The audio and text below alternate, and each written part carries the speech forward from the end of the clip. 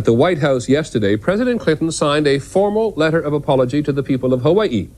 He was apologizing on behalf of the U.S. government for the government's involvement 100 years ago in removing the independent Hawaiian monarchy by force. Say it in your heart. Say it when you sleep. We are not American. We will die as Hawaiians. We will never be Americans. Once, Hawaii was an independent nation recognized by foreign countries, including the United States. Then in 1893, American sugar barons, with help from U.S. Marines, illegally overthrew the Hawaiian Queen and took over. Hello everyone, and welcome to this second episode of the Energy of Empire series. I remember being around 8 years old and learning all about the United States in school. We were taught that there were 50 states, but only 49 of them were on the main American continent.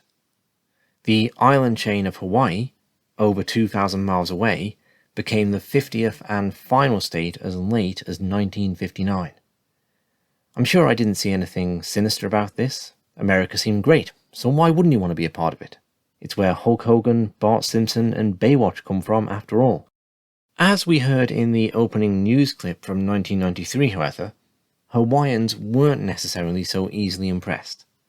The takeover of their country, 100 years prior, was arguably the United States' first act of overseas empire building. This all began on the night of January 14th, 1893, with a plot by sugar barons to overthrow Queen Liliuokalani and make Hawaii a part of the United States. To understand how we get there, however, we'll have to go back a few years into the island's history. The Hawaiian Islands were, incredibly, settled by Polynesian peoples sometime during the first millennium. It staggers belief that such a thing is even possible, but there they are. The islands had around a 500-year period of isolation until British explorer James Cook rocked up in 1788. Cook named them the Sandwich Islands, not because of any relationship to sandwiches, but rather in honour of his sponsor, the Earl of Sandwich. Within 5 years of Cook's arrival, European military technology helped a particular king conquer and unify the islands for the first time, establishing the Kingdom of Hawaii in 1795. Much like the Native Americans, the population succumbed to diseases brought by the Europeans, particularly smallpox, declining from 300,000 in the 1770s to 60,000 in the 1850s, to just 24,000 by 1920. Between 1820 and 1850, nearly 200 Christian missionaries from New England moved to the islands, which caused something of a clash in cultures, with one missionary writing the natives were exceedingly ignorant, stupid to all that is lovely, grand, and inspiring in the works of God, low, naked, filthy, vile, and sensual, covered with every abomination, stained with blood, and black with crime. I can only assume the Hawaiians were none too fond of their new neighbours either, as the puritanical types took over and banned singing, dancing, and games of all kinds. As the years passed, missionaries and their descendants sought out commercial opportunities and found Hawaii's climate conducive to the growth of sugarcane. This enterprise required land, and lots of it. Acquiring it was complicated by the fact that Hawaiians did not hold to European-style property norms of owning land in the first place. They did not understand how a transaction could deprive them of it.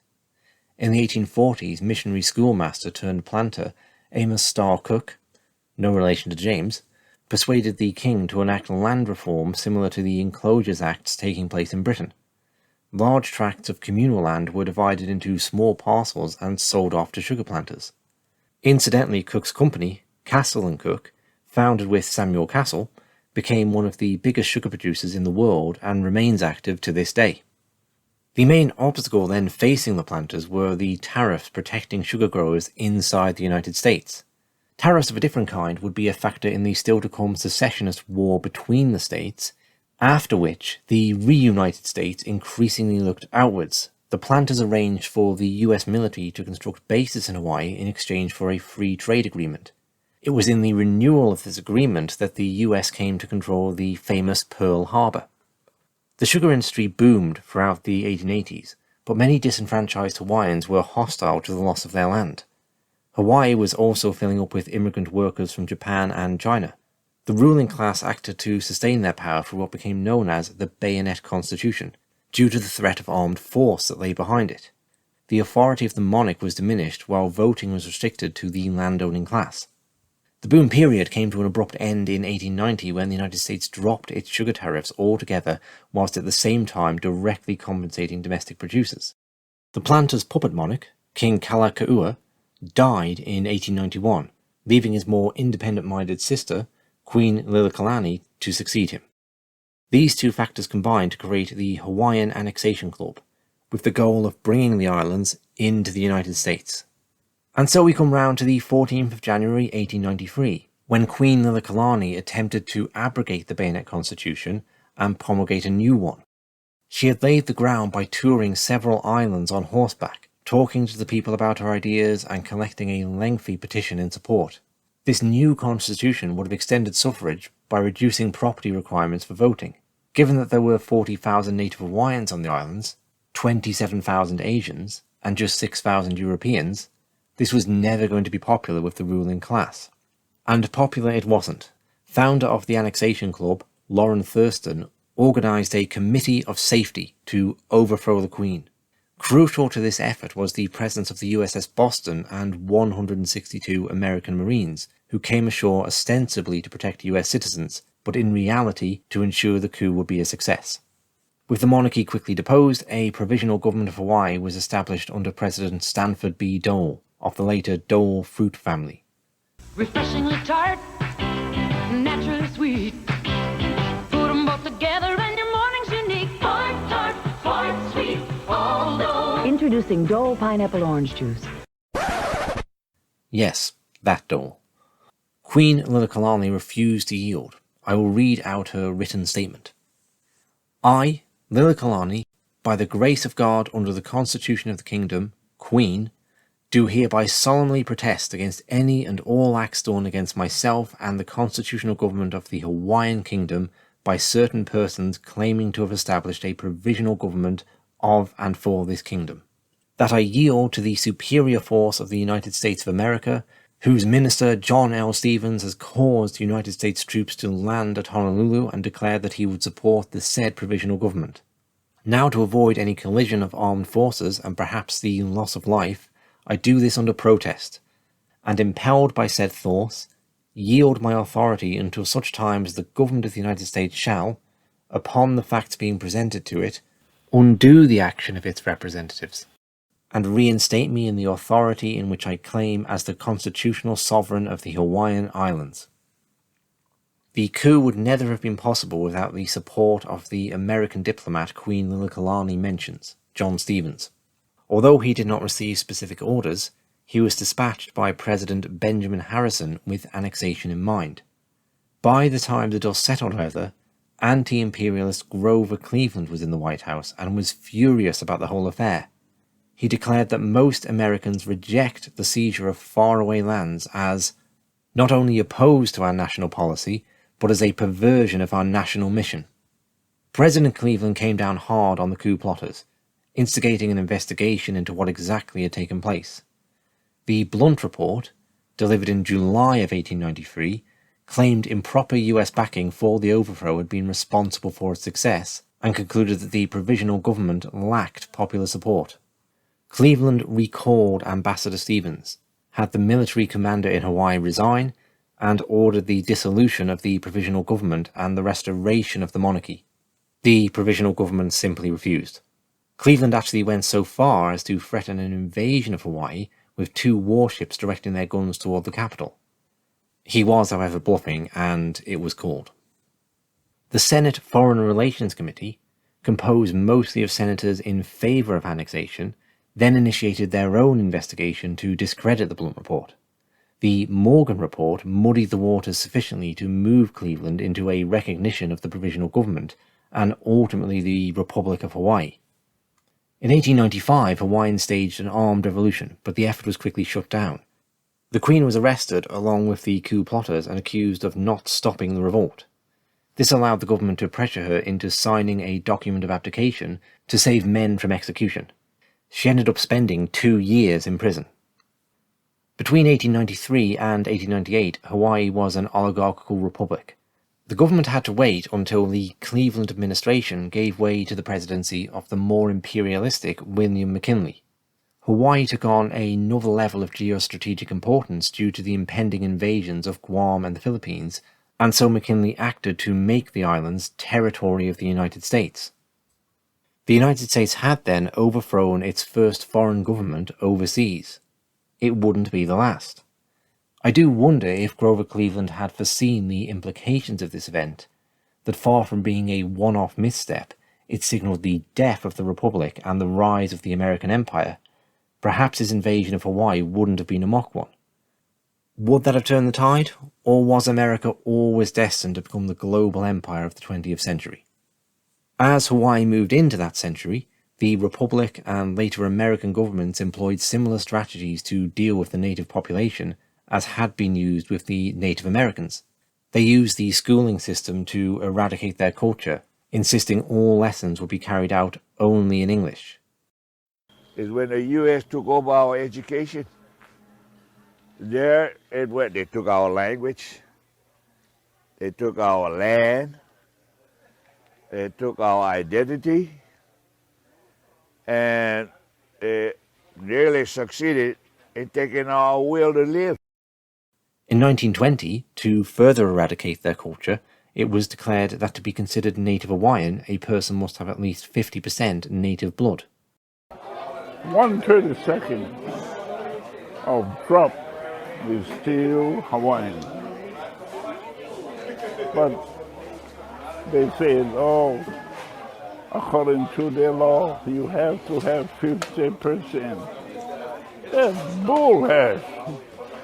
Yeah, they can get lost. We don't need them coming over here and telling us what to do and what not to do.